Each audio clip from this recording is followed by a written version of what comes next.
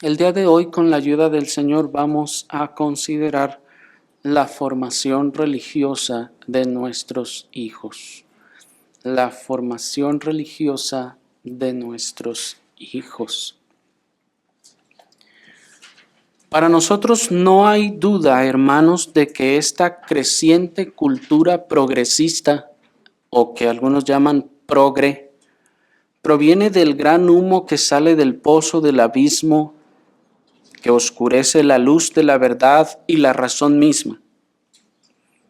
¿Y quién que se diga cristiano va a negar que esto es así cuando oye a estas personas progresistas o llamados progres decir: yo no le voy a inculcar ningún género a mi hijo o a mi hija, que él o ella decida lo que quiere ser cuando sea grande, que él o ella decida su preferencia sexual cuando sean grandes, o ahora dicen incluso aun cuando sea niño?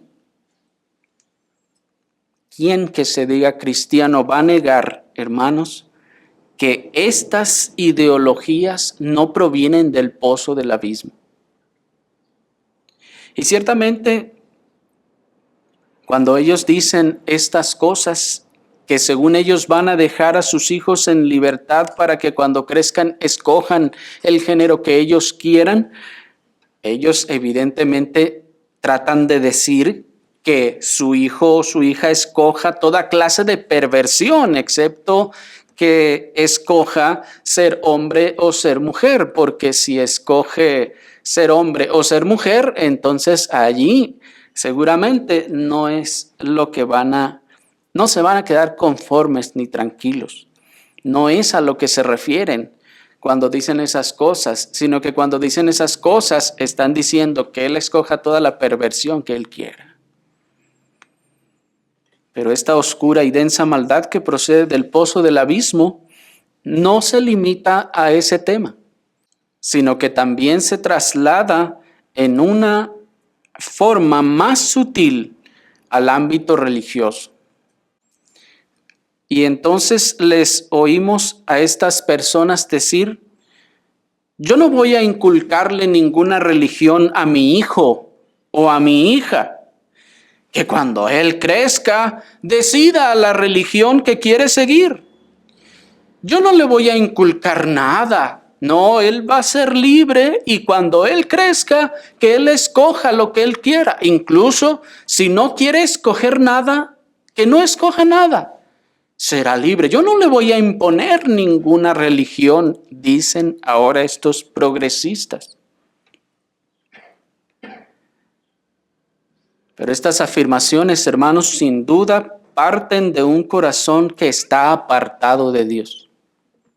Estas afirmaciones de no inculcar ninguna religión a sus hijos parten de un corazón que está apartado de Dios. Parten de una mente totalmente entenebrecida. Surgen de unos afectos totalmente ajenos a la vida de Dios y de una conciencia adormecida o endurecida. Porque no puede ser de otra forma, hermanos.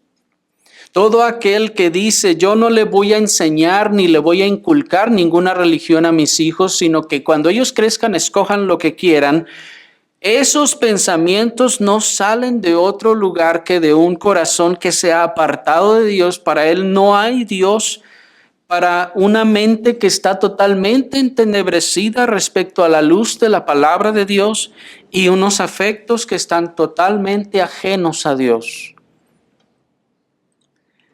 Es decir, un cristiano verdadero nunca pensaría en una cosa así.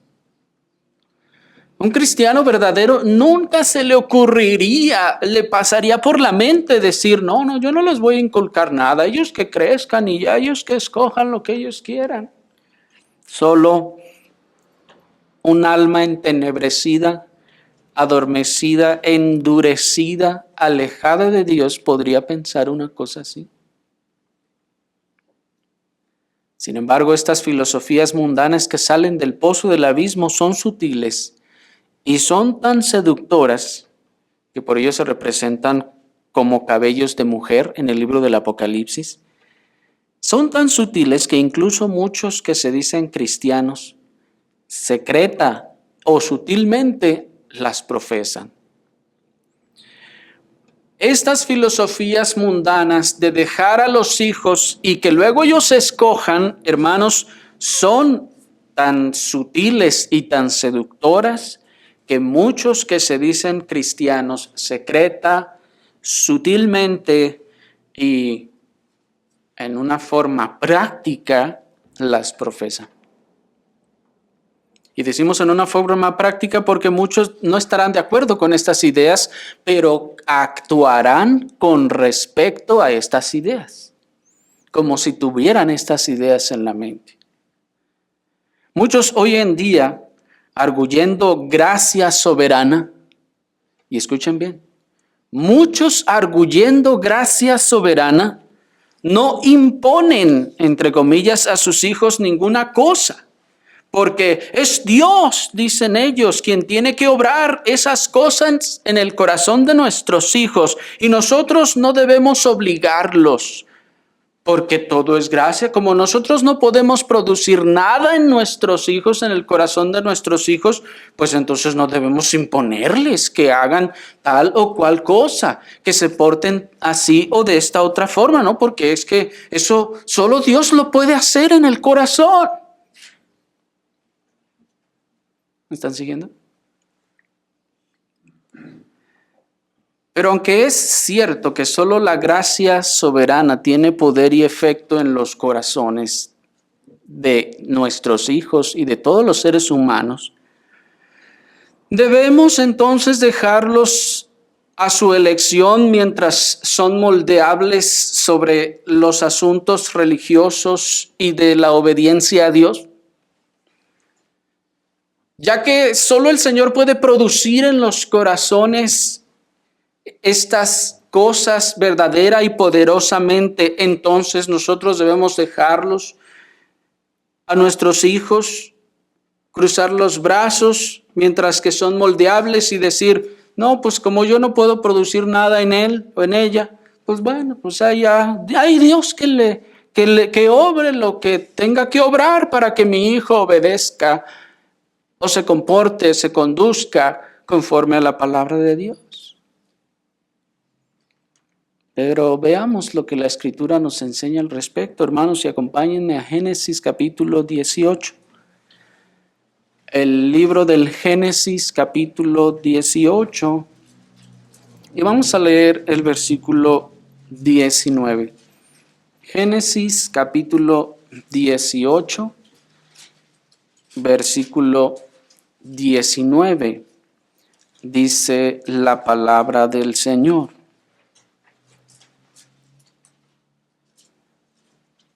Porque yo lo he conocido y sé que mandará a sus hijos y a su casa después de él, que guarden el camino del Señor, haciendo justicia y juicio, para que haga venir el Señor sobre Abraham lo que ha hablado acerca de él.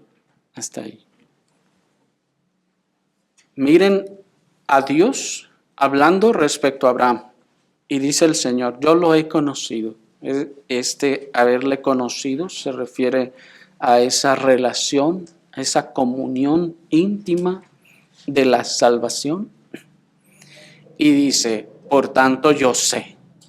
O sea, como lo he conocido, como lo he salvado, sé entonces que mandará a sus hijos y a su casa después de él, que guarden el camino del Señor, haciendo justicia y juicio, para que haga venir el Señor sobre Abraham lo que ha hablado acerca de él.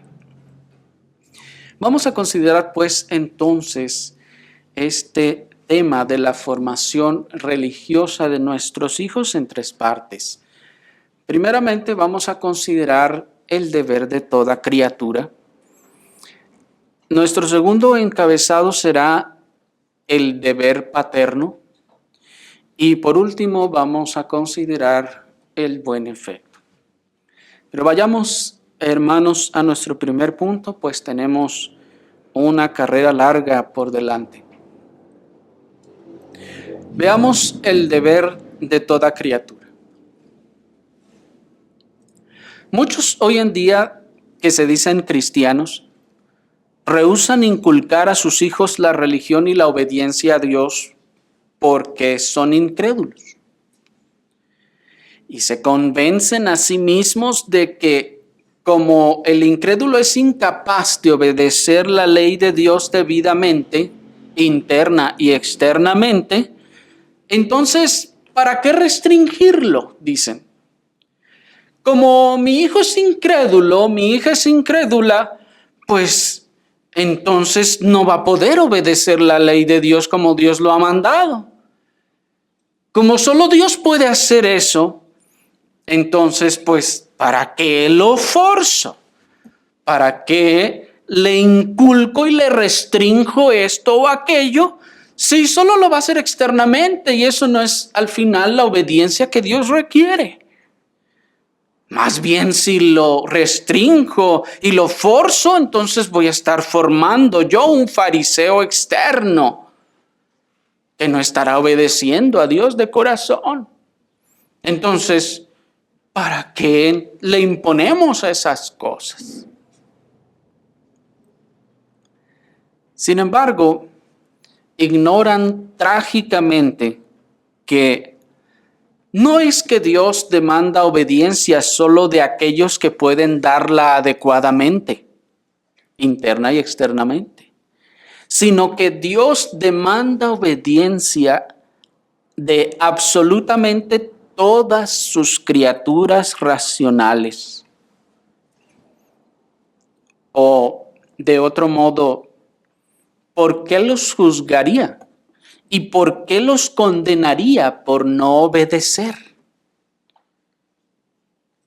¿No sería eso injusto?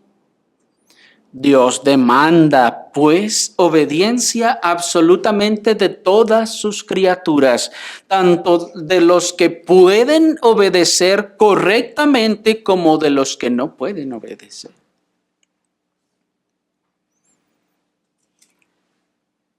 Por lo que el primer principio, el más básico de todos, que nos demanda la instrucción religiosa de nuestros hijos, es aquel que establece la obediencia obligada de toda criatura racional a los mandamientos de Dios.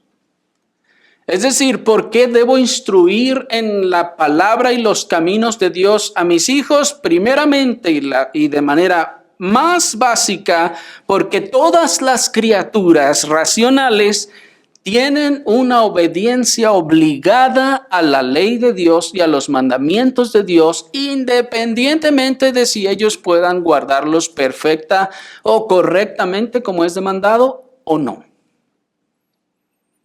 Dice Hechos 17, 30 y 31. Pero Dios, habiendo pasado por alto los tiempos de esta ignorancia, ahora manda a todos los hombres, miren, ahora manda a todos los hombres en todo lugar que se arrepientan, por cuanto ha establecido un día en el cual juzgará al mundo con justicia por aquel varón a quien designó, dando fe a todos con haberle resucitado de los muertos. Observen entonces, hermanos, la extensión de la demanda divina de obediencia. Todo hombre, en todo lugar, dice, debe arrepentirse de su desobediencia a Dios. ¿Y qué es arrepentirse?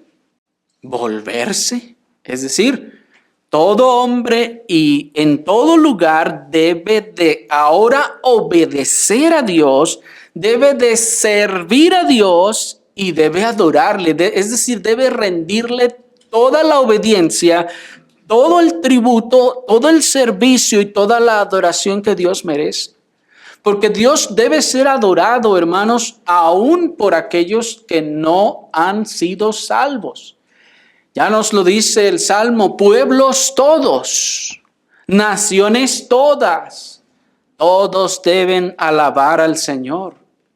Decía también el salmista que todas las naciones y todos los pueblos, dice, venid y traed ofrendas delante de Él.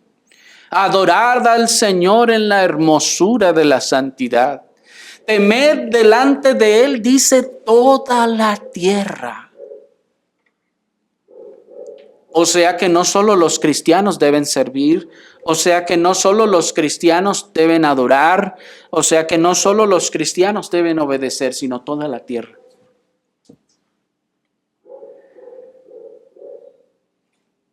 Ninguna criatura racional entonces necesita ser cristiana para que entonces ahora ya tenga la obligación de obedecer, servir y adorar a Dios. No, este es un deber de la criatura tan solo por el hecho de que Dios sea su creador. El solo hecho de ser Dios, el creador del universo, le confiere el derecho de que todas sus criaturas racionales le entreguen toda obediencia, servicio y adoración. Y obviamente nuestros hijos están incluidos en eso. Por lo que, mírenlo también así. Si nosotros somos heraldos de Dios, nuestros hijos deben ser nuestro primer auditorio a la hora de compartir el Evangelio y las ordenanzas y caminos de Dios. Si nosotros somos heraldos de Dios, nuestros hijos entonces deben ser nuestro primer auditorio para hablar de Dios, de lo que Él demanda, de sus caminos y del Evangelio.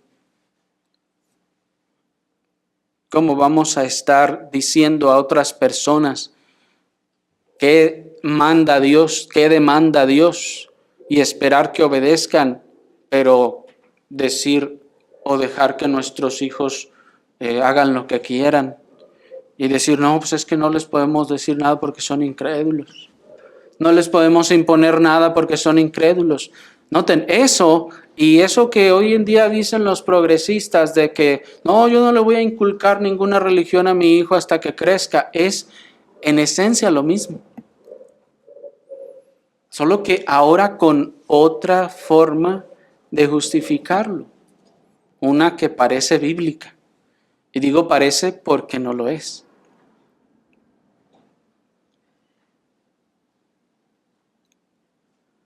Asimismo, piensen en esto.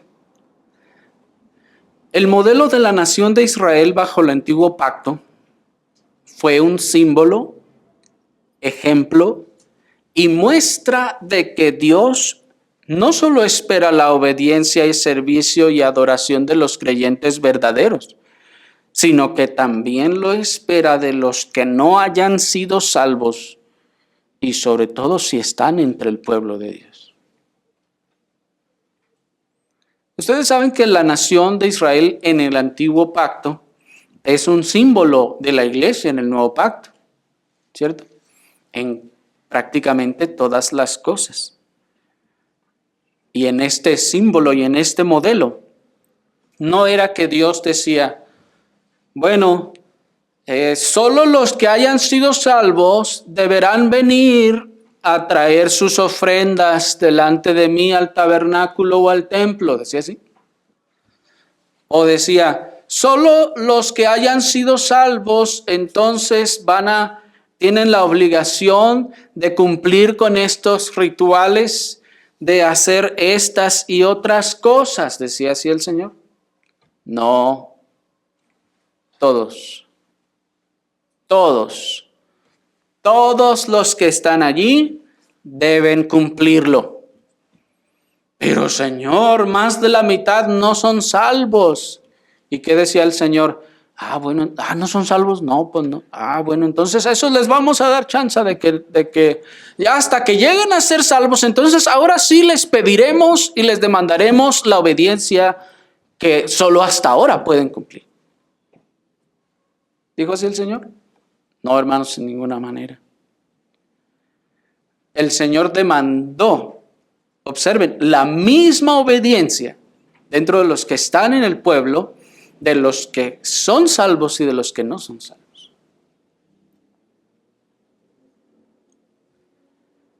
Así pues, esta nación como símbolo nos enseña también que son nuestros hijos también responsables de obedecer la ley de Dios al igual que nosotros, en todas las formas que el Señor ha mandado.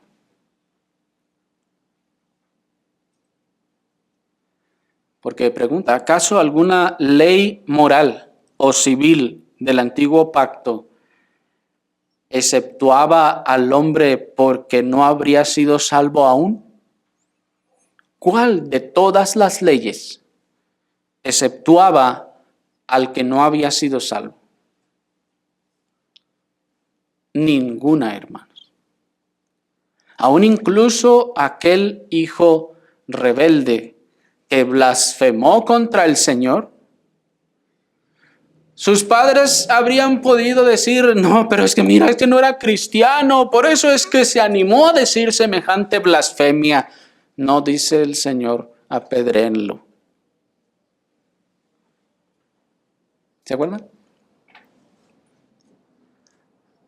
Así, todos ellos eran mandados, hermanos, en estas mismas cosas. O pregunta, y ojo con esto, fíjense en esto, hermanos. ¿Acaso alguno de los hijos de los levitas estaba liberado de sus obligaciones para el servicio de Dios en el templo o en el tabernáculo si no era genuinamente salvo?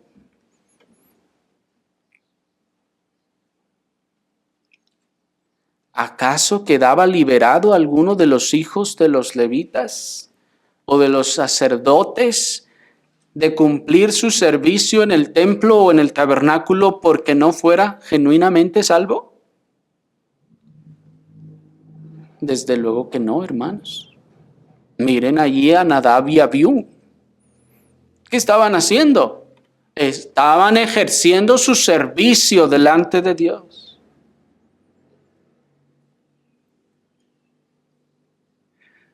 Los padres, pues, de los levitas y los sacerdotes debían instruirlos en todos los aspectos de su servicio y su devoción a Dios, independientemente de si eran salvos o no. Su padre tenía que prepararlo, inculcándole todos los aspectos de la religión y la práctica de esa religión, a fin de que cuando llegara su momento estuviera listo para obedecer, para servir y para adorar a Dios adecuadamente. Lo demás, que si lo iba a hacer interna o externamente con todo su corazón, por la obra de gracia en su corazón, eso ya no le correspondía al padre. Al padre le correspondía instruirlo, inculcarle todos los aspectos de la religión, tanto en la teoría, digámoslo así, como en la práctica, para que cuando llegara el tiempo y él tuviera que ejercer el servicio al Señor en el tabernáculo o en el templo, se acercara. Y ya el Señor iba a hacer lo que quisiera. Y esto nos lleva a nuestro siguiente punto, que es entonces el deber paterno. Acompáñenme por favor al libro del Deuteronomio, en el capítulo 6. El libro del Deuteronomio en el capítulo 6. Y vamos a comenzar a leer a partir del versículo 4. Dice el libro del Deuteronomio, capítulo 6, versículo 4, así. Oye Israel, el Señor nuestro Dios, el Señor uno es. Y amarás al Señor tu Dios con todo tu corazón y con toda tu alma y con todas tus fuerzas. Y estas palabras que yo te mando hoy estarán en tu corazón y las enseñarás diligentemente a tus hijos y hablarás de ellas cuando te sientes en tu casa y cuando andes por el camino y cuando te acuestes y cuando te levantes, y las atarás como señal en tu mano y estarán como frontales entre tus ojos, y las escribirás en los postes de tu casa y en tus puertas. Hasta allí. Observen, hermanos, primeramente aquí cómo se están enunciadas las dos tablas de la ley. ¿Se fijan? La primera tabla en el versículo 4 y 5. Oye Israel, el Señor nuestro Dios, el Señor uno es, y amarás al Señor tu Dios con todo tu corazón y con toda tu alma y con todas tus fuerzas. Ya hemos expuesto, hermanos, cómo estas palabras encierran toda la primera tabla de la ley moral de Dios. Y la segunda tabla en el versículo 6 que dice, estas palabras que yo te mando hoy. Estas palabras están haciendo referencia a la segunda tabla de la ley. Y la razón, hermanos, de esta interpretación la da nuestro Señor Jesucristo. La vamos a leer más adelante, cuando le preguntan al Señor cuál es el primer o principal mandamiento, y Él dice, oye Israel, el Señor nuestro Dios, el Señor uno es. Y luego dice, y el segundo es semejante, amarás a tu prójimo como a ti mismo. Bien, pero en esta porción encontramos un mandamiento, hermanos, específico para nuestro tema, versículo 6. Y estas palabras que yo te mando hoy estarán en tu corazón. 7. Y miren, las enseñarás diligentemente a tus hijos. Pero Señor, no son cristianos, ¿cómo van a obedecer si todavía no son salvos? ¿Acaso el Señor dijo, se las enseñarás si son salvos? Si no, los dejarás hasta que ya sean salvos, entonces ahora sí se las enseñas. ¿Dice así? No, hermanos, dice, se las enseñarás a tus hijos. Y aquí está el mandamiento claro. Y noten la expresión que está ausente, o el término que está ausente de la versión Reina Valera 60. Diligentemente. Las enseñarás diligentemente a tus hijos. No dice, esperarás hasta que sean cristianos para enseñarles, porque solo hasta entonces te van a poder entender y solo hasta entonces podrán obedecer. No, no dice, no les impondrás ningún mandamiento externo porque ellos todavía no son cristianos. No vaya a ser que los hagas fariseos. No dice así. No dice, esperarás hasta que de ellos salga el querer obedecer y servir a Dios para entonces así enseñarles mi ley. No dice así. Noten que ni tampoco dice, esperarás hasta que ellos te pregunten por qué tú obedeces eso, hasta que ellos te pregunten qué deberían de hacer ellos en tal o cual cosa, entonces les enseñarás. No dice así.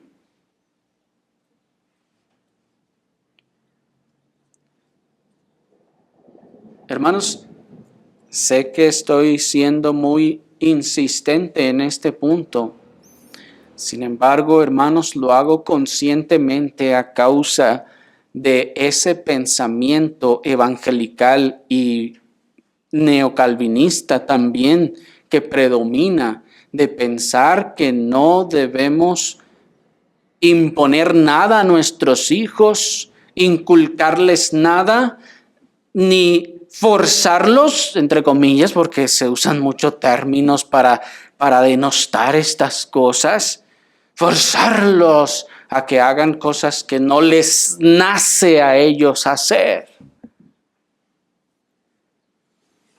Ese es un pensamiento muy común y la razón, hermanos, y la razón por la que gran mayoría de los niños que según crecen como decían los lugares de donde el Señor nos sacó, crecen entre las bancas de las iglesias, cuando llegan a una edad suficiente, se van de la iglesia, ya no quieren ir a la iglesia, ya no quieren nada con Dios y ya no quieren nada de Dios, porque no se les enseñó, no se les inculcó la religión.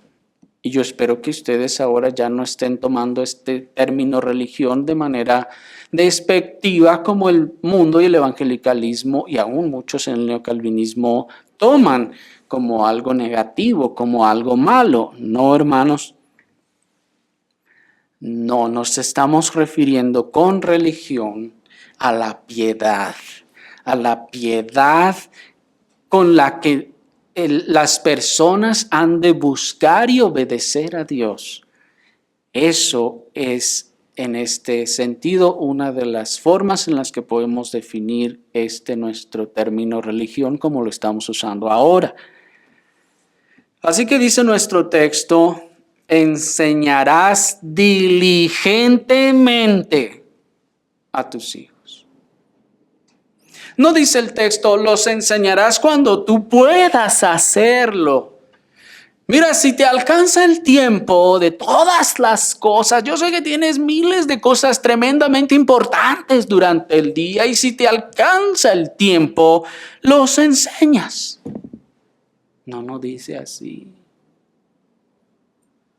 No, sino que les enseñarás diligentemente, sino que harás un tiempo, detendrás todas las labores de la casa, de la familia, de lo que sea, todo se parará, se detendrá y se colapsará para que tú puedas tomar el tiempo para enseñar e instruir a tus hijos. Y en la diligencia está incluida la constancia. No de hoy sí, pero pues mañana tal vez ya no alcancemos porque como vamos a ir a tal paseo o vamos a esto o lo otro, pues entonces cuando se pueda, el día que se pueda, pues bueno, ¿verdad? El Señor sabe y conoce nuestro corazón, no hermanos, porque si se trata incluso de enseñar sin esa diligencia y sin esa constancia, en muchos casos es lo mismo y tiene el mismo efecto y resultado.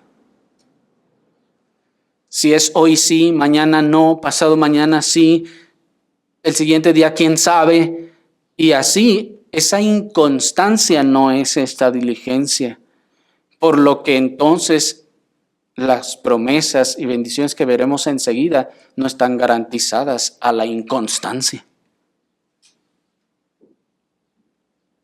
Si no hay esa constancia, el Señor, válgame la expresión, no meterá las manos al fuego por nosotros.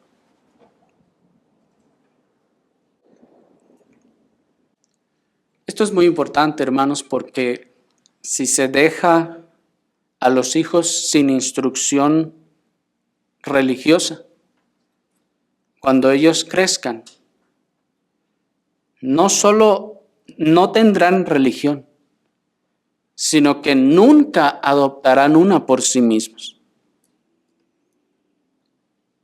Ese pensamiento mundano del progresismo, por eso decíamos al principio, proviene del pozo del abismo. Es una mentira y una maldad tremenda. proviene de la completa oscuridad de ignorancia, por no decir otra cosa. De pensar que si yo dejo a mi hijo sin instrucción, él solo va a agarrar el camino después. Él solo va a agarrar el camino después. ¿En qué cabeza cabe eso? ¿Acaso no hemos entendido entonces la doctrina de la depravación, de la pecaminosidad inherente del ser humano? ¿En qué cabeza cabe que si yo no le enseño, que si yo no le inculco, que si yo no le enseño la constancia también? Porque otra vez, este es un asunto sumamente importante. Si yo medio intento instruirlo sin constancia, ¿cómo espero que luego él sea constante?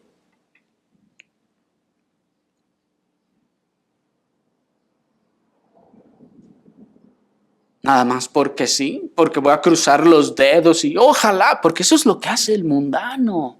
Y eso es lo que hace el evangelicalismo. Dejan ahí a sus hijos abandonados y cruzan los dedos y piensan y esperan que solo con pura oración, sin instrucción, entonces el hijo venga al arrepentimiento.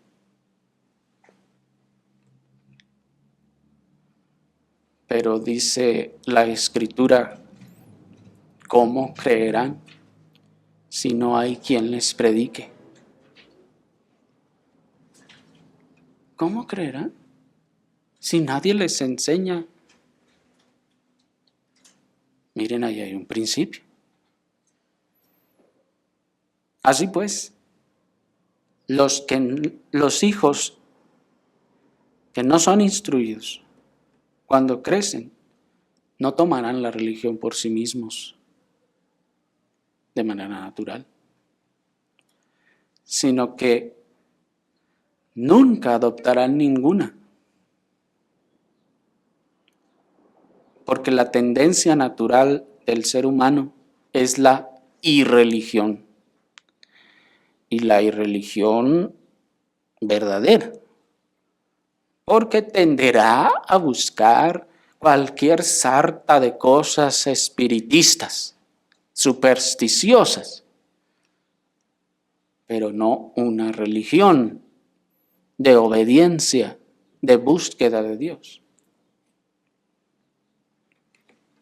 El no fomentar la religión verdadera en nuestros hijos no les deja neutrales, sino que les deja en completa oscuridad y tinieblas. Porque nuevamente la falta de instrucción de los padres a los hijos, hermanos, también nos está enseñando la incredulidad de parte de los padres sobre la doctrina de la pecaminosidad inherente del hombre. No creen en realidad que sus hijos tienen dentro de sí mismos esa inclinación al pecado y a la maldad. Y como no lo creen, entonces, por eso no se preocupan por enseñarles. Piensan que todavía hay un poco de luz dentro de sus hijos, de bondad dentro de sus hijos, que después tal vez explote o crezca cuando crezcan ellos. Qué idea tan rara y antibíblica es eso, ¿no les parece? Y de hecho es una crueldad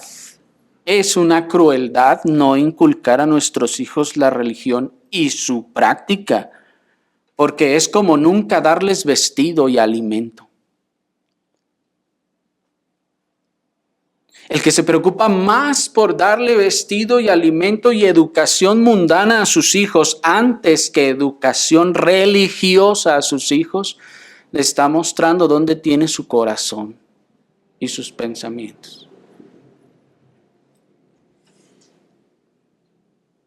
Está más afanado porque tengan buena ropa, buen vestido, buen alimento, buena educación secular, pero en cuanto a la religión es lo más pobre que puede darle.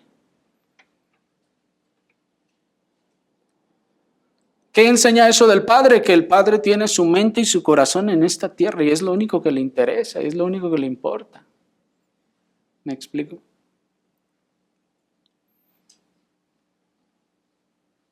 Ahí tiene su mente, ahí tiene su corazón y por eso se enfoca en esas cosas.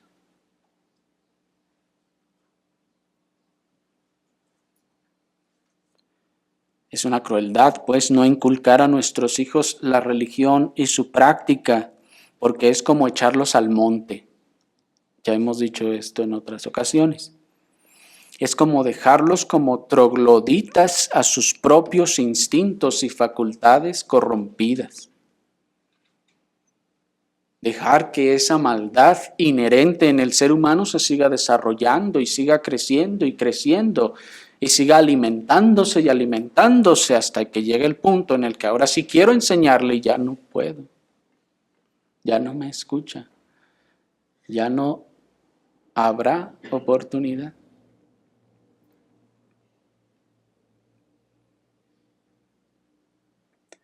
Pero observen cómo es nuevamente el sistema y los conceptos que nos transmitió el Estado antirreligioso lo que nos rigen todavía a muchos cristianos para separar a Dios de la educación y de la familia.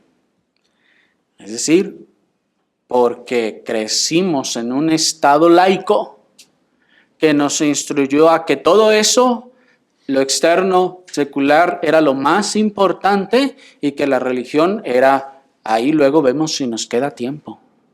Así crecimos, así nos instruyeron y así seguimos trasladando la misma costumbre y la misma práctica a la siguiente generación. Cuando el Señor nos ordena ahí en el versículo 7, y las enseñarás diligentemente a tus hijos y hablarás de ellas. Miren, cuando te sientes en tu casa, expresión que nos está diciendo, tienes que acomodarte, sentarte con ellos y hablarles. Cuando andes por el camino y cuando te acuestes y cuando te levantes. Y observen entonces también la constancia de los devocionales familiares. ¿Se fijaron? Pero el Señor va más allá y nos dice que debemos aprovechar toda situación y toda oportunidad para instruir a nuestros hijos en la obediencia al Señor, que debemos aprovechar toda situación y toda oportunidad para encaminar a nuestros hijos hacia el Señor, para enseñarles incluso a discernir los tratos de la providencia en sus vidas personales. No solo debemos enseñarles las doctrinas y lo que la Escritura dice, sino debemos también enseñarles a que ellos puedan distinguir los tratos de la providencia de Dios con ellos mismos, que ellos vean cómo Dios está dirigiendo sus vidas, y lo pueden observar ustedes también. Que ellos puedan ver cómo el Señor les movió hacia allá, ahora les movió hacia acá, les impidió esto, les abrió tal otra puerta. Que ellos puedan ver, mira el Señor guiándote y llevándote. Todo esto no es solo teoría, sino míralo en tu vida. Esta es una ardua y diligente labor paterna que el Señor espera que todo padre que ha conocido al Señor realice. Por eso leíamos en Génesis 18:19, porque yo lo he conocido y sé, dice, y sé que mandará a sus hijos y a su casa después de él. Noten, mandará. No dice, y sugerirá, les tratará ahí de decir si se puede, si no, pues ni modo. No, dice, les mandará que guarden el camino del Señor haciendo justicia y juicio. ¿Para qué? Miren, para que haga venir el Señor sobre Abraham lo que ha hablado acerca de él. Y esto es muy importante y muy trascendental. ¿Por qué Abraham va a mandar a sus hijos a obedecer la palabra? Para que el Señor haga venir lo que prometió a ellos. Para que el Señor traiga a ellos lo que prometió a Abraham. ¿Qué le prometió a Abraham?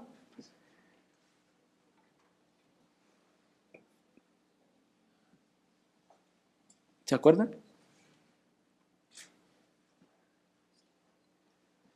Y me gozo, hermanos, me gozo que algunos de ustedes, aunque no reconozcan una verdadera o completa obra del Espíritu Santo en sus vidas, incluso puedan tener un sincero deseo de que sus hijos sean instruidos y se acerquen todo lo posible al Señor y a su palabra.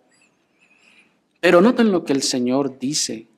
Sé que mandará a sus hijos y a su casa después de él que guarden el camino del Señor.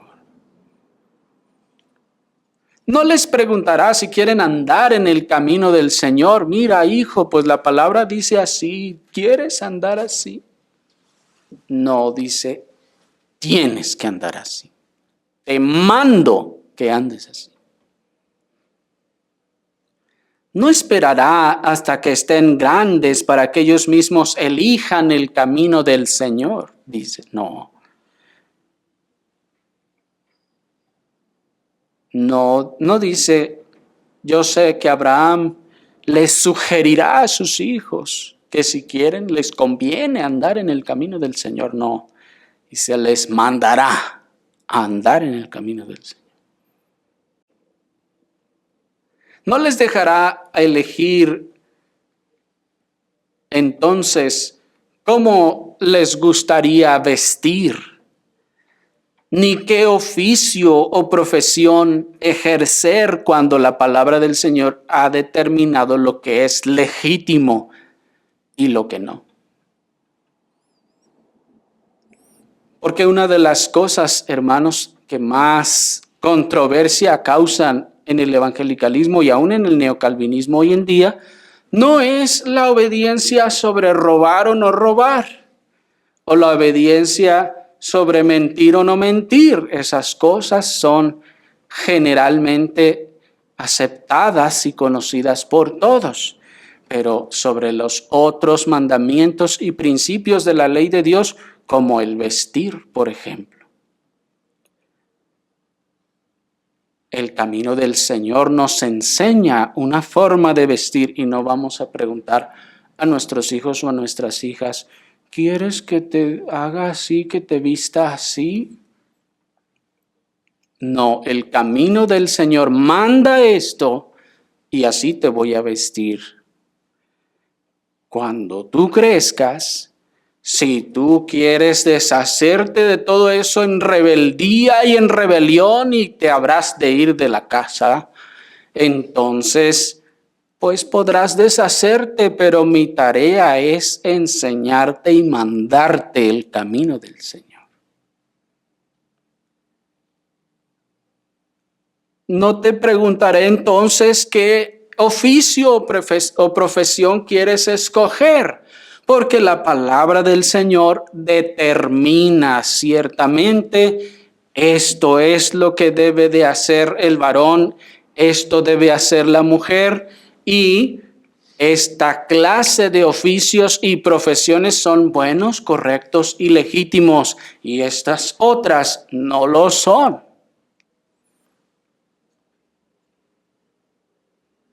No te voy a preguntar. Dice el texto, mandará a sus hijos. Porque la palabra del Señor, el camino del Señor ha determinado lo que es legítimo y lo que no en cuanto a estas cosas. Y aunque aún el evangelicalismo de nuestro tiempo conoce el famoso proverbio de instruye al niño en su camino y aun cuando fuere grande no se apartará de él, ahora desafortunadamente lo han convertido en un versillo sin poder ni propósito. ya solamente es un simple dicho, un versillo ahí que se dice de vez en cuando, pero que se obedezca. Porque, pregunta, cuando ustedes estaban en aquellos lugares de donde el Señor los sacó, ¿se sabían ese texto? ¿Verdad que sí se lo sabían? Y pregunta, ¿instruían a sus hijos en su casa? No. Por eso era un mero refrán, sin poder y ni propósito. Cuando el texto nos está diciendo que si inculcamos sincera y diligentemente la verdadera religión a nuestros hijos, así como el diablo instruye a los suyos en el ateísmo y en la arreligión, cuando nuestros hijos sean grandes, tendrán a Dios como su Dios y a su pueblo como el suyo. Porque Satanás también instruye a sus hijos, sí. Y los instruye en la escuela pública, sí. Los instruye en el ateísmo, en el secularismo, en la arreligión. Porque una y otra vez los maestros, reconózcanlo ustedes, niños y adolescentes, jóvenes que están en la escuela todavía, cómo los maestros les dicen o les decían, no, es que la religión, no es, la religión es mala, no, eso solo es superstición, no te creas de nada, cuestiónalo todo, no es cierto. Dios no existe, una y otra y otra y otra y otra. Olvídate de Dios, no tomes en cuenta a Dios, para nada Dios. Todo eres tú, piénsalo tú, hazlo tú, estudia tú, lógralo tú. Eso es un adoctrinamiento. Eso es una instrucción. Y miren que es muy efectiva. Pero si nosotros, hermanos, con toda diligencia y sinceridad, instruimos a nuestros hijos cuando sean grandes, ellos tendrán a Dios como su Dios y a su pueblo como el suyo.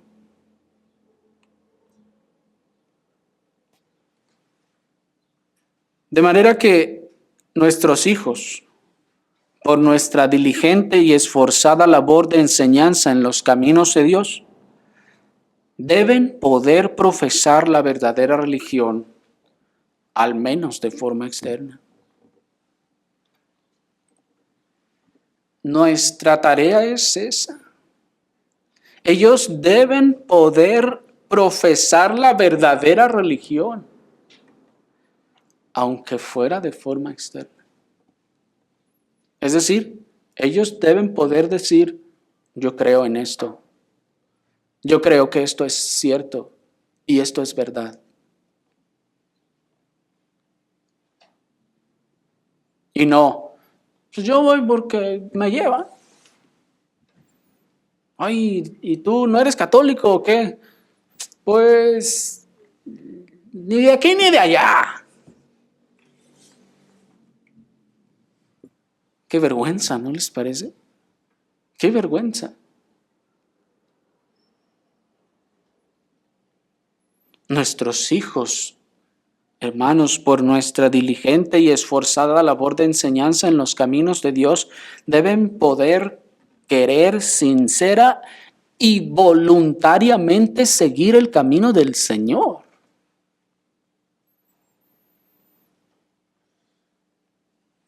Nuestra labor debe ser tan esforzada y tan diligente que uno de los resultados inmediatos debe ser que ellos sinceramente deseen andar en este camino también.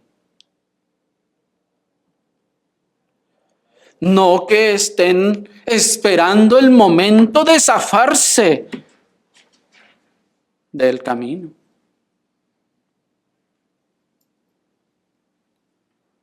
Es decir, que nuestra labor de instrucción debe ser tal que cuando ellos lleguen a la juventud no estén aquí forzadamente como los que solo esperan tener la mayoría de edad para huir de su casa y ser libres del yugo de sus padres.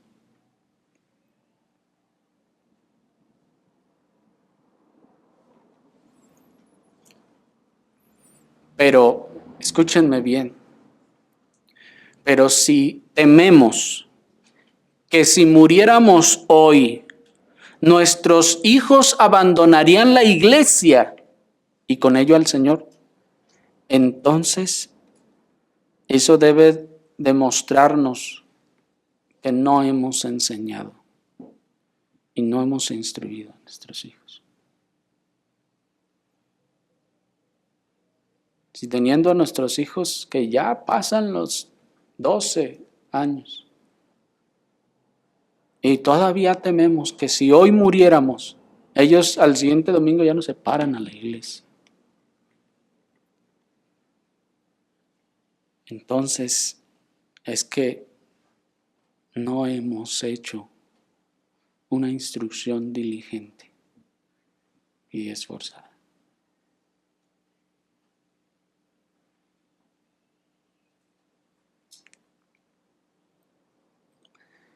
Y escuchen esto, hermanos. Nuestros hijos no deben ser incrédulos. Suena raro, ¿verdad? Pero voy a explicarme. Nuestros hijos no deben ser incrédulos en el sentido de no profesar la fe de sus padres o ninguna creencia. Porque ese debe ser el efecto de la enseñanza diligente. Que no sean incrédulos, es decir, en el sentido de no profesar la fe de sus padres ni ninguna otra creencia. Porque aún, hermanos, aún los mismos católicos son más efectivos en eso.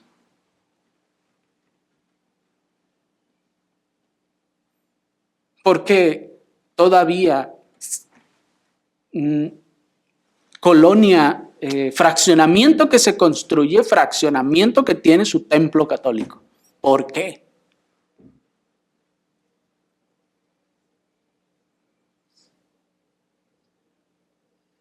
Porque han sabido hacer un trabajo externo, sí, erróneo, sí, mundano, sí, pero miren, hermanos,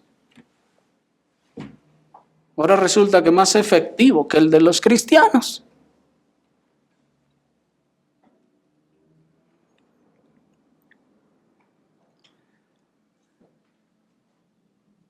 Nuestros hijos deben poder identificarse como cristianos ante el mundo.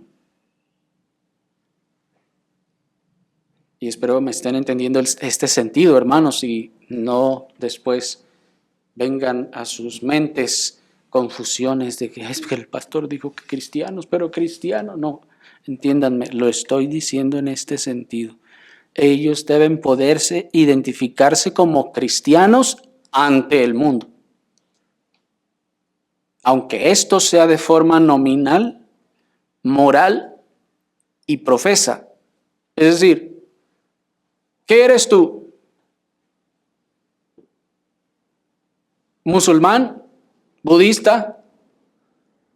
¿O qué eres? ¿Ateo? No, yo soy cristiano. Yo creo en la fe de los cristianos. ¿Me explico? ¿Me escuchan, jóvenes? Yo creo en la fe de los cristianos. Ruego al Señor opere en mi corazón. Pero no, yo no soy budista. Yo no soy islámico. Ni de ninguna otra sarta de mentiras. Yo soy cristiano. Me identifico con los cristianos.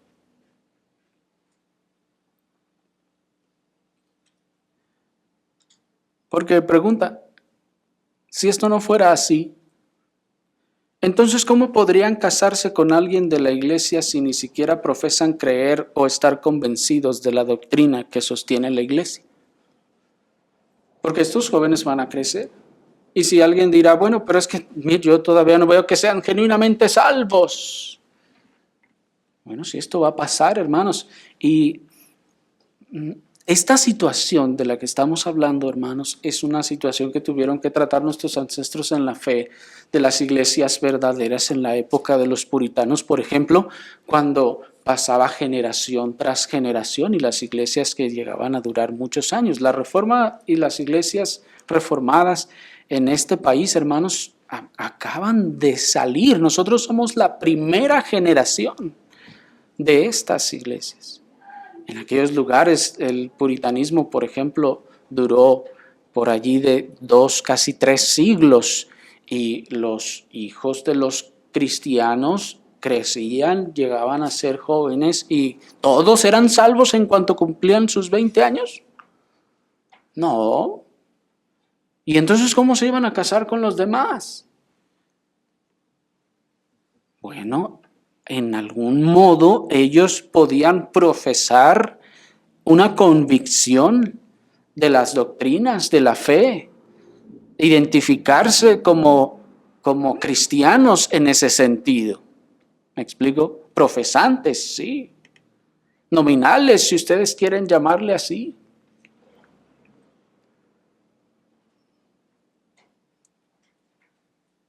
Porque de otro modo, entonces, ¿qué vamos a hacer? Alguien dirá, pues es que la Escritura dice sí, que no debe casarse el creyente con el incrédulo. Sí, así es. Debe casarse incrédulo con incrédulo y creyente con creyente. Sí, así es. Entonces eso significa que porque nuestro hijo, nuestra hija, conociendo la palabra de Dios, habiendo sido instruido y profesando estas cosas, como es incrédulo, está a la par y puede casarse con cualquiera del mundo porque también es incrédula.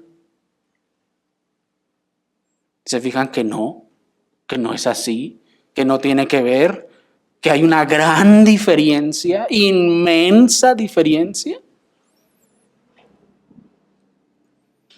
Ahora, muchos de ustedes, cuando se casaron, si se casaron en los lugares de donde el Señor los sacó, se casaron con personas que decían ser cristianos cuando ustedes también decían ser cristianos y no lo eran. El Señor luego los salvó, ¿no es así?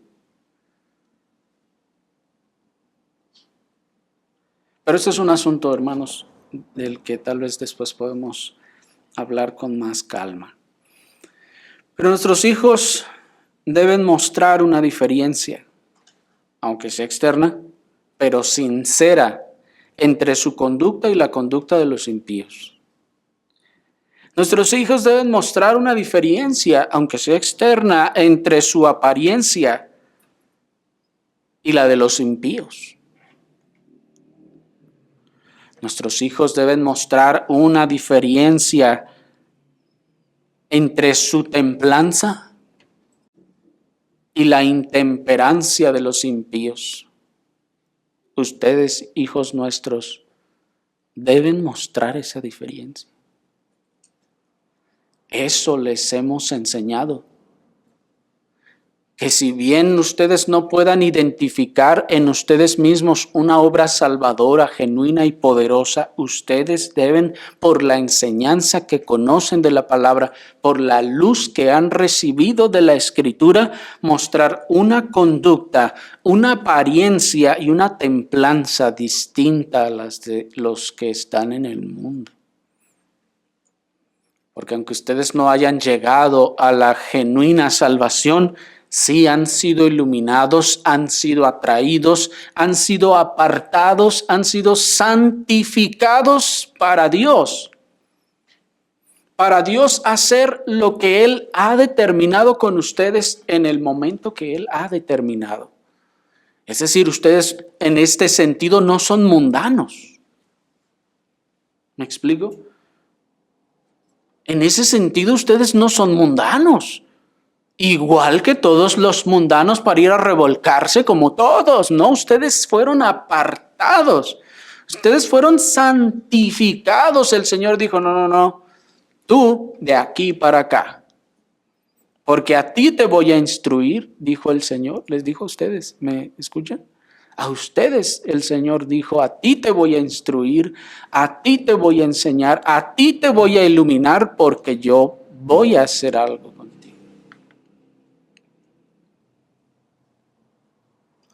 Por eso no los dejó revolcarse allá junto con todos sus amigotes o amigotas en el mundo.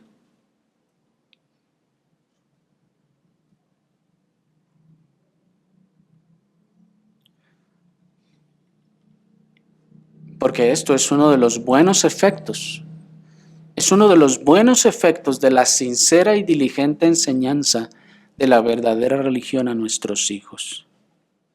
Pero pasemos a nuestro tercer y último encabezado para considerar más específicamente estos buenos efectos. Y veamos entonces precisamente el buen efecto. Como hemos visto ya, hermanos, la palabra de Dios es luz. Es una luz que disipa las tinieblas y aparta al hombre por los movimientos de la palabra de Dios en la conciencia de los pecados abiertos y flagrantes. La luz de la palabra de Dios que inculquemos en nuestros hijos los apartará de los pecados más abiertos y flagrantes. Porque como hemos visto ya, esa luz llega y ata la conciencia, instruye la conciencia.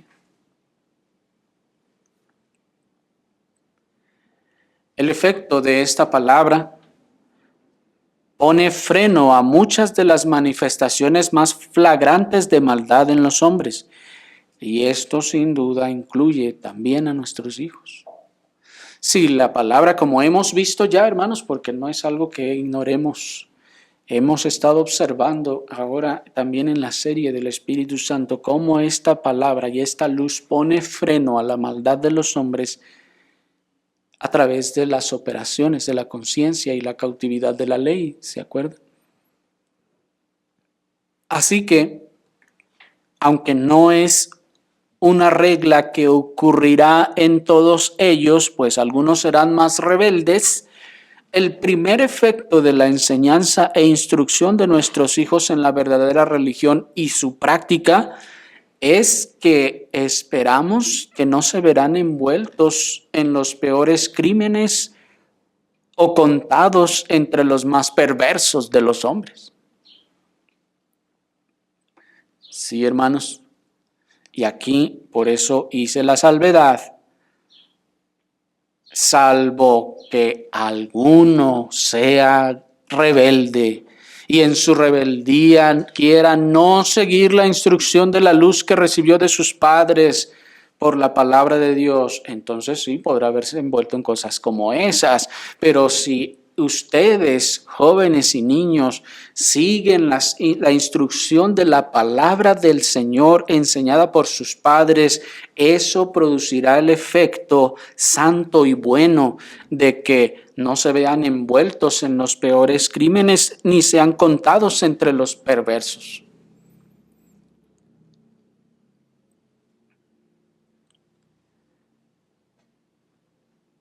El segundo buen efecto de la instrucción bíblica es que con ella preparamos a nuestros hijos para el día en el que el Señor tenga a bien mostrar su gracia salvadora en ellos.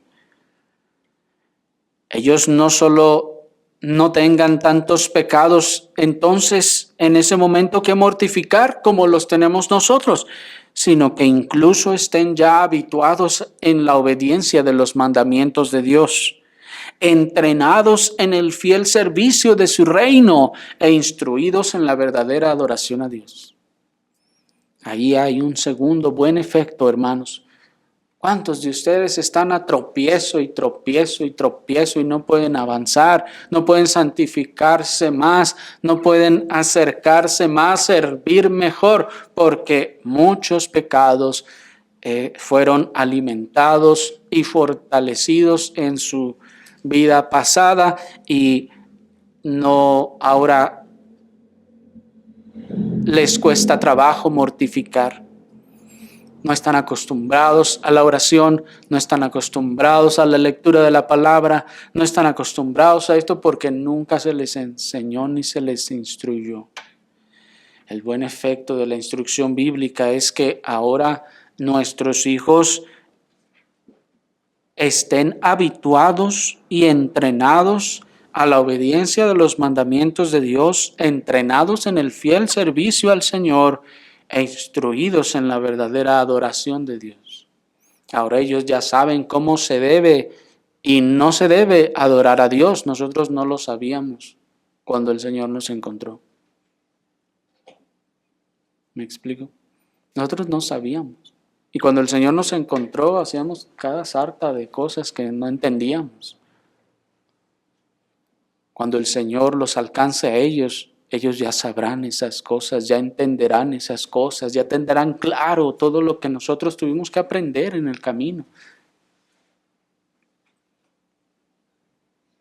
Y eso sin duda es un buen efecto. Pero la instrucción bíblica, hermanos, el inculcar a nuestros hijos la verdadera religión y su práctica no solo prepara a nuestros hijos para la obediencia, el servicio y la adoración al Señor, sino que también los acerca al reino de los cielos. Esta instrucción bíblica no solo les prepara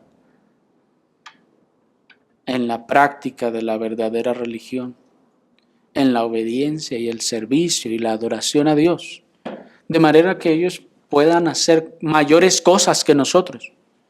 Miren ahí al rey David. Él prepara a su hijo para que haga lo que el Señor no le permitió hacer a él, la construcción del templo. Pero prepara a su hijo, lo capacita, lo entrena, le provee de todo para que cuando el Señor lo alcance, él pueda hacer más de lo que él no pudo hacer. Pero eso no solo es un buen efecto, sino que también, hermanos, esa instrucción los acerca a nuestros hijos al reino de los cielos. Acompáñenme a Marcos 12, 28, y vamos a leer por último Marcos 12, 28. Dice la palabra del Señor.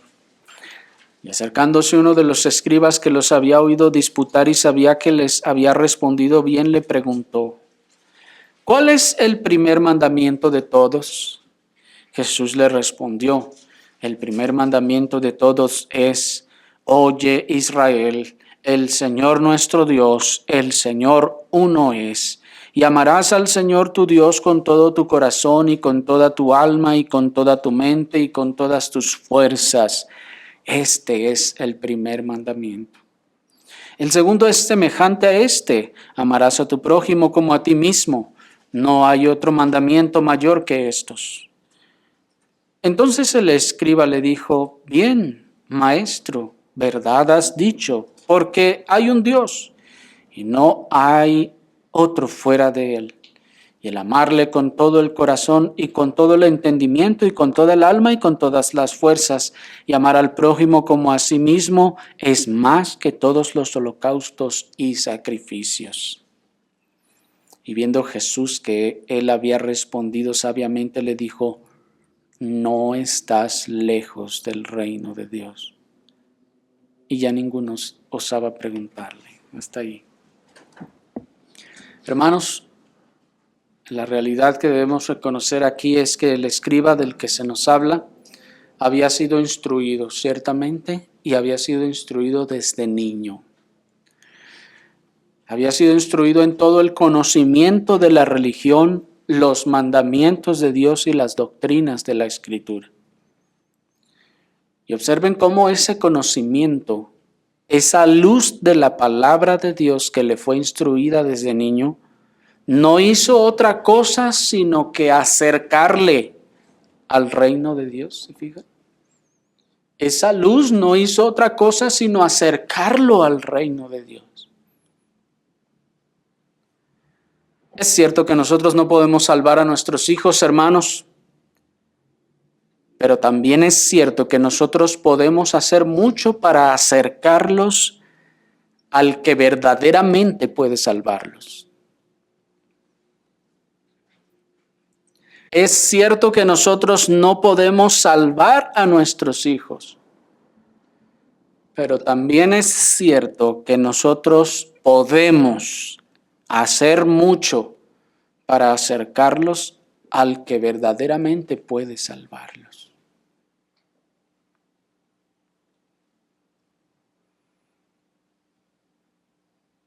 Muchos ejemplos sobran, hermanos, para demostrar esta verdad, tan solo como aquel paralítico a quien aquellos amigos o parientes suyos llevaron cargando hasta el Señor. Así nosotros a nuestros hijos. Es cierto, pues, que esto es así. Nosotros no podemos salvar a nuestros hijos, pero también es cierto que nosotros podemos preparar el camino de sus mentes y de sus corazones para que puedan entender su necesidad de Dios y buscarle y acercarse a Él. Miren cómo lo hizo Jonadab, hijo de Recab, para que sus hijos entendieran que había eternidad y que esa eternidad era lo único que importaba. Ya leímos esta parte, yo les voy a leer del versículo 5 al 7. Miren, dice: puse delante de los hijos de la casa de los recabitas tazas y copas llenas de vino y les dije: bebed vino. Pero ellos dijeron: no beberemos vino, porque Jonadab, hijo de Recab nuestro padre, nos mandó diciendo: no beberéis vino jamás. Vosotros ni vuestros hijos ni edificaréis casa, ni sembraréis sementera, ni plantaréis viña, ni la poseeréis, sino que moraréis en tiendas todos vuestros días, para que viváis muchos días sobre la faz de la tierra, donde vosotros habitáis como extranjeros. Hermanos, qué cosa tan sorprendente es esta.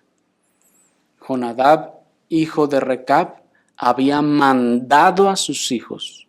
No les dijo: si ustedes quieren, si ustedes están de acuerdo, yo creo que sería bueno que vivieran así. No, les dijo: van a vivir así. Pero es que todas las demás tribus de Israel no hacen eso. Van a vivir así. Pero es que tenemos la libertad, tenemos, ¿cómo dicen hoy en día? Tenemos libertad de conciencia. Mira, las demás tribus no lo hacen, ya no viven en tiendas, ya no estamos en el desierto, ya estamos en la tierra prometida. Y dijo Jonadab: ustedes vivirán en tiendas.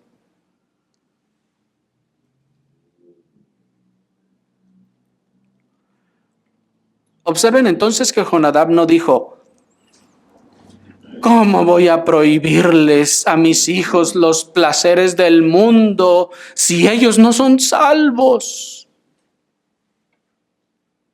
No dijo así.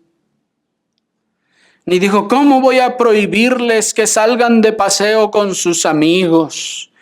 ¿Cómo voy a prohibirles que vayan a mover el bote, como dicen hoy en día? ¿Cómo voy a prohibirles que se entreguen a la vanidad del culto al cuerpo, como lo hacen los demás mundanos?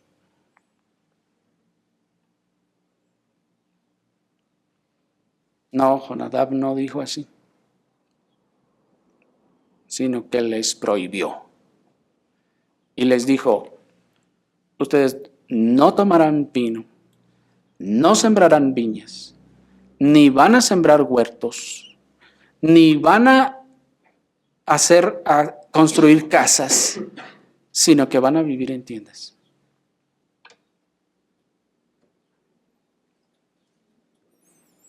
Pregunta: ¿era legítimo que plantaran viñas? Claro que lo era. ¿Era legítimo que construyeran casas? Sí, claro que lo era. Pero Jonadab no dijo: ¿quién soy yo para prohibirles a mis hijos los placeres legítimos? No dijo así. Sino que en base a la organización tribal de su tiempo, con fe, ideó la forma de despertar las conciencias de sus descendientes a las realidades eternas y espirituales. ¿Y cómo hizo esto? Es decir, ¿por qué se les prohibió? ¿Nomás porque se le pegó la gana? No, hermanos. Jonadab evidentemente era cristiano, que tenía sus ojos y su corazón puestos en la eternidad. Y dijo, ¿cómo les transmito aún estando muerto? ¿Cómo les transmito a mis hijos esta realidad? ¿Cómo les hago entender? No somos de este mundo, no se aferren a las cosas de esta tierra, no pongan su corazón en el mundo, miren al cielo, somos extranjeros y peregrinos en esta tierra, nuestro tiempo es corto, no somos de aquí. ¿Cómo les dijo? O más bien, ¿cómo lo hizo? Les prohibió construir casas, plantar viñas. Los hijos y los descendientes preguntarían, ¿y por qué nos prohibió eso?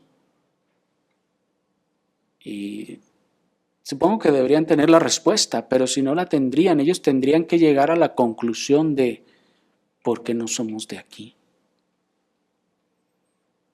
Porque esperamos una eternidad, porque esperamos estar allá en la gloria con el Señor, porque no debemos aferrarnos a las cosas del mundo, porque no debemos vivir aquí como que de aquí somos, porque no debemos mezclarnos entre los incrédulos y entre los impíos y vestir como ellos y vivir como ellos y hablar como ellos y conducirnos como ellos,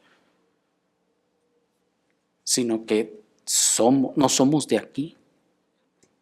Por eso el final del versículo 7 dice, para que viváis muchos días sobre la faz de la tierra donde vosotros habitáis como extranjeros. Somos extranjeros, les estaba diciendo Jonadab. No somos de aquí. No nos mezclemos ni nos integremos con los demás. Es que esto es lo que se ponen y lo que hacen los del mundo. No nos mezclemos ni nos integremos porque ellos lo hacen así. Es que ahora está de moda esto. Y ponerse así, peinarse así y hacerse de otro modo. No somos de aquí. Somos extranjeros en esta tierra.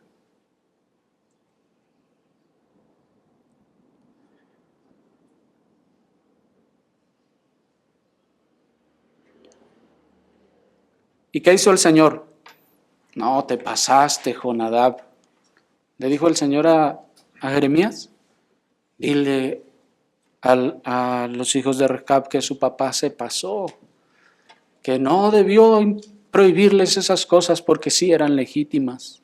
No dice así, sino todo lo contrario, hermanos, todo lo contrario. El Señor los halagó y los puso como ejemplo.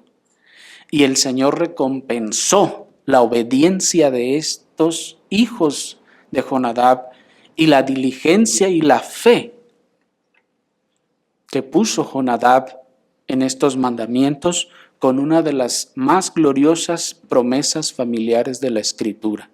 Dice el verso 19. Por lo tanto, así ha dicho el Señor de los ejércitos, Dios de Israel: no faltará varón de Jonadab, hijo de Recab, que esté en mi presencia todos los días. Qué impresionante es eso, hermanos. El Señor dijo, por cuanto obedecieron y se abstuvieron del mundo, de hacer lo que hace el mundo, dice, no faltará varón de Jonadab, hijo de Recab, que esté en mi presencia todos los días. Eso es impresionante.